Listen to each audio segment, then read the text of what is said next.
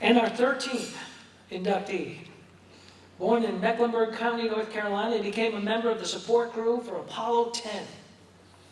He was Capcom for Apollo 11. And it was Charlie Duke who uttered the famous words, "Tranquility, we copy you on the ground. You got a bunch of guys about to turn blue. We're breathing again." After serving as a backup crew for Apollo 13, he became the 10th and youngest man to step foot on the moon as the lunar module pilot for Apollo 16. Tonight, I believe we are going to accept this. Charlie is in London right now, but we are going to accept this on behalf of Charlie and on behalf of his family. And it's just incredible to have Charlie Duke as part of this new wall of Hall of Fame, because, I mean, not many people have walked on the moon. And I'm sure if he were here tonight, he would be thrilled to address everybody. But we'll get this plaque to him, and we'll give him a great round of applause for Charlie M. Duke, our number 13th inductee.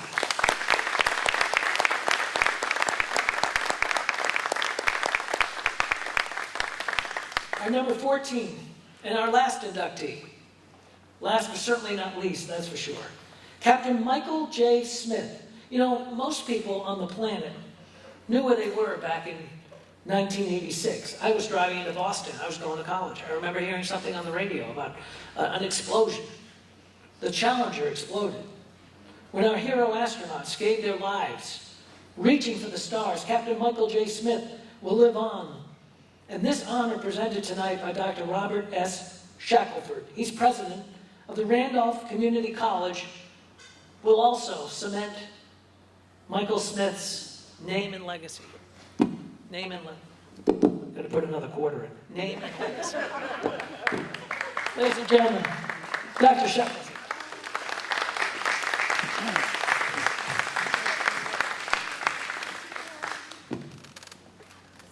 There we go. No, we don't. There we go. Well, what a special evening, and this has just been incredible. And I want to share with you a little bit about. Well, I'm a chaplain and a preacher. I can talk loud. Okay, so we're not going to have a problem here. Yeah. Let's see. Yeah.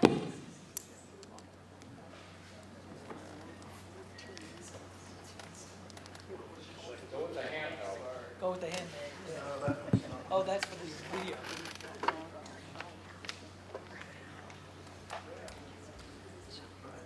There we go. All right, thank you. I have two grown children, and I have a son who is a senior in high school, and he is at his prom tonight. And my wife just texted me some pictures a few moments ago, so I'm looking forward to seeing them later tonight. But earlier this week, my son was doing a history project, and he said that he was supposed to write a paper, that he was supposed to ask his father, what are some of the things in your lifetime that you remember and will never forget? Well, I said there are a number of things. The four that stand out in my mind: the assassination of John F. Kennedy, 9/11, and then, being my age, you'll forgive me, the death of Elvis Presley, and the Space Shuttle Challenger. I was in chaplain school at Fort Monmouth, New Jersey, to become a military chaplain, which I served for 22 and a half years. It was during a break in that morning's classes that everyone started gathering around a TV, and we learned of the tragic explosion of the Challenger just 73 seconds into its flight. How many of you remember where you are at that moment? Just about every hand in the room. Michael John Smith was the pilot of that aircraft. But let me back up a little bit and tell you how he got there. He was born in the town of Moorhead, North Carolina, just across the river from Beaufort. 77 years ago today. Today would be his birthday. And he grew up there on a farm, and there was a landing strip near there, and he loved to watch planes take off and land. And even as a young boy, he said, there was never anything else I ever thought about that I wanted to do.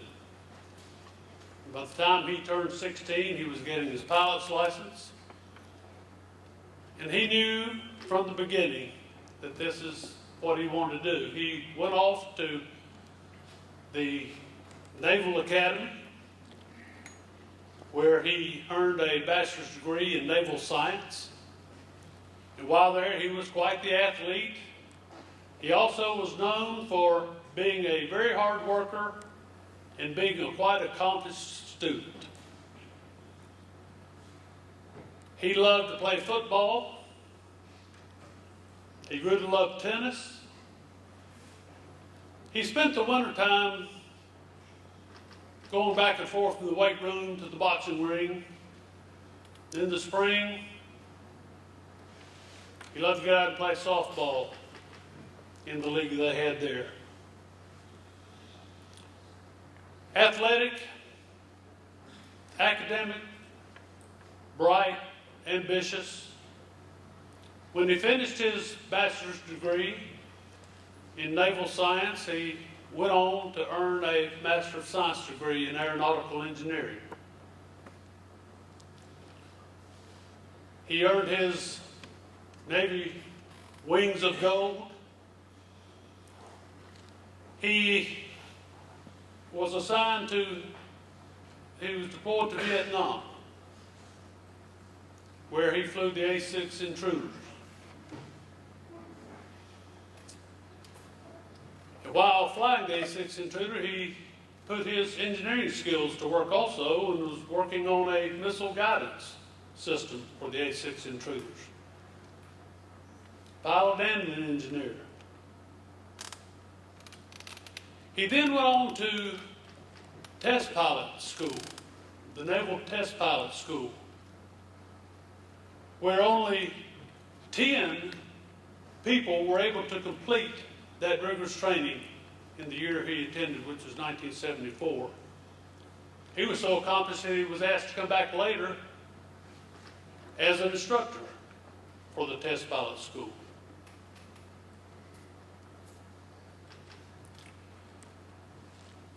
After his time in Vietnam and after having been in the Navy and serving there as a pilot and pilot instructor, he decided he wanted to apply to be an astronaut. They were taking applications, and year he applied, there were over 3,000 applications to be a pilot or mission specialist. And after numerous interviews and a battery of tests, both physical and psychological, they narrowed those 3,000 down to a couple thousand, down to 1,000, down to 100, down to a small handful. And Mike Smith was one of those that was selected.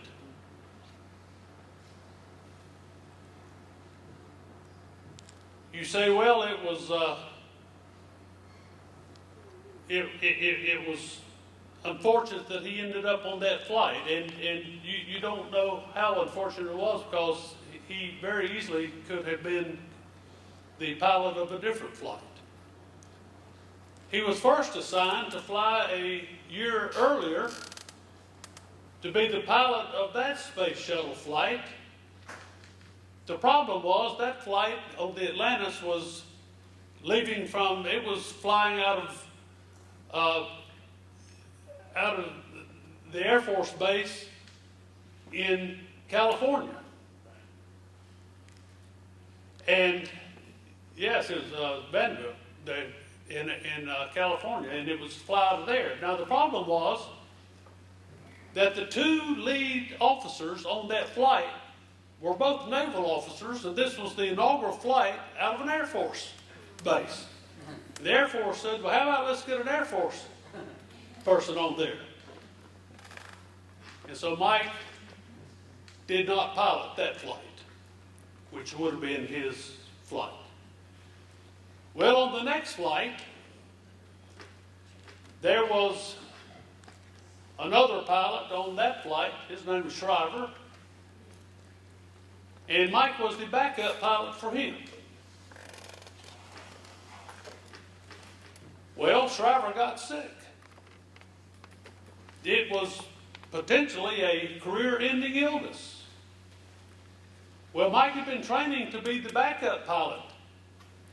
And so he would have gone on that flight. But Shriver got well just weeks before the deadline. And they said to Mike, you will be the pilot of the next flight. And so having missed 2 opportunities to pilot a space shuttle flight, he became the space shuttle pilot, not of the Atlantis, but of the Challenger. And he took off along with 6 other people. 73 seconds into the flight, you remember, and I remember, and we'll never forget, because of the impact that it had on us all. It's one of those memories that I think even if I get Alzheimer's, I'll remember that. It's just that deeply embedded in our memories. After that terrible explosion, I remember thinking about how sad I was, how shocked I was, and I remember thinking what their families must be feeling and going through. If I'm sad and I didn't even know them, what must their families be going through?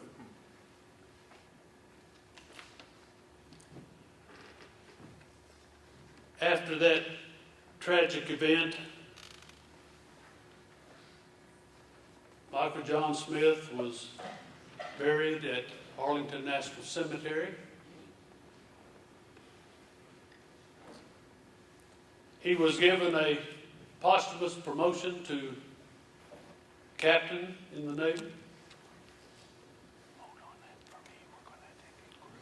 He received a Distinguished Service Medal. He also received a Presidential Commendation for his work also as an engineer with the Space Shuttle flights by designing a nighttime landing system. So his pilot skills and his engineering skills will work all through his career. He received the Presidential Commendation for that, the Distinguished Service Medal, the Distinguished Flying Cross. And later he was also given the Congressional Space Medal of Honor. By the way, there at the Naval Postgraduate School, there's now the Michael J. Smith Chair of Aeronautics at that postgraduate school. And a little airport there near his hometown of Beaufort is now the Michael J. Smith Field in his honor. What a distinguished career. What a life well lived. What a worthy honoree for the Hall of Fame here at this Aviation Museum. And I have to tell you that it was a great, great honor, one that will always stand out in my mind. I'll never forget the opportunity tonight to meet Mike Smith's wife, Jane. And we have a whole table of the Smith family over here, brothers, sisters, relatives, and his precious wife, Jane. And how wonderful to talk with you before the ceremony tonight and to just shake your hand and put my arm around and tell you that it's an honor to have you here. It's an honor to induct Mike into this Aviation Museum Hall of Fame. And at this time, I'll ask you to come forward and make some remarks if you like, and also to receive the flag.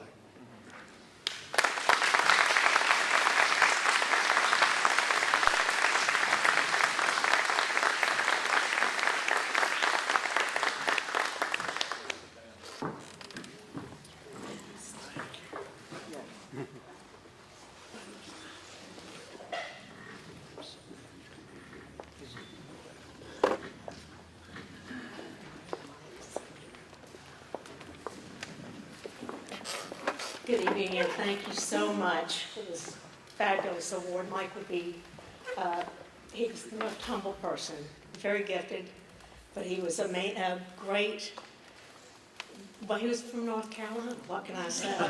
His favorite state, our favorite state. Whenever we had an opportunity, of all the places we lived, we would always go home, come back home to North Carolina. Mike being from Beaufort, I'm from Charlotte.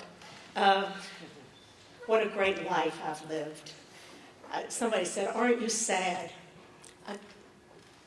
I've lived a great life because it was an adventure, always an adventure.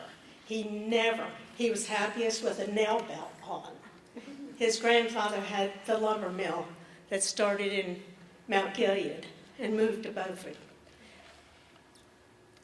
He never forgot his roots. Whenever we came back, well, we lived in different places, but whenever we came back, we visited his teachers.